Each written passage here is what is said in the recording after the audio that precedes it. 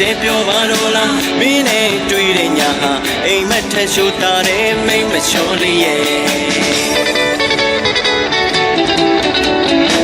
တုံးရင်နဲ့ရင်ထဲရောက်လာတဲ့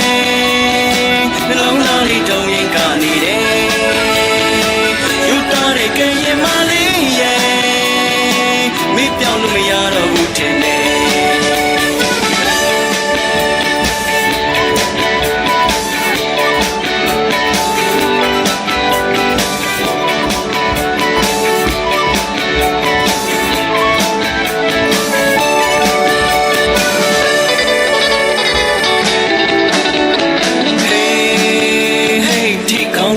ที่เขาละให้ดงยังရဲ့ပွဲ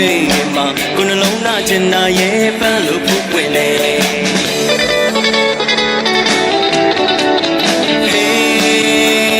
ပါစီတီနမိုးရဲ့စေတဲ့ကိုယ့်ရဲ့အတင်းလုံးထဲမှာညလုံးပဲရင်ခုန်တဲ့ပုတ်ပြမလေးရဲ့ညိုလေးချက်ပေးထားခဲ့တဲ့မျက်လုံးလေးရဲ့ချစ်ဘူးနဲ့ဖန်ဆောင်တဲ့မျက်လုံးလေးရဲ့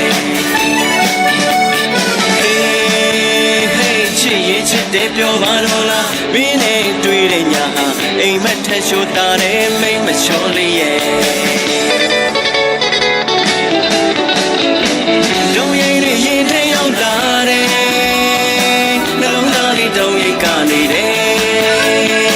ယူသားတဲ့ကရင်မလေးရဲ့မိတ်ပြောင်းလို့မရတော့ဘူးထင်တယ်ที่เขาလာဟဲ့တုံးရင်ရဲ့ပွဲမှာကိုယ်နှလုံးသားချင်တာရဲ့ပန်းလို့ပုတ်ပွင့်နေ